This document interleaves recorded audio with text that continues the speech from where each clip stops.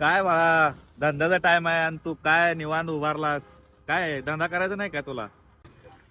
अहो ना भाऊ, ओलाने कालपासून पार ठेचून मारायला चालू केलंय. कसा धंदा करता तुम्ही तरी सांगा बरं. बरोबर आहे बाळा तुमचं. खरंच 2 दिवस झाले ओलाने एवढे हाणू लागले ना, एक तर एवढं रेट कमी केलंय ना, काय करावं कळीना मला पण. बघा ना ना भाऊ, कालपर्यंत तो 48 रुपये देत होता.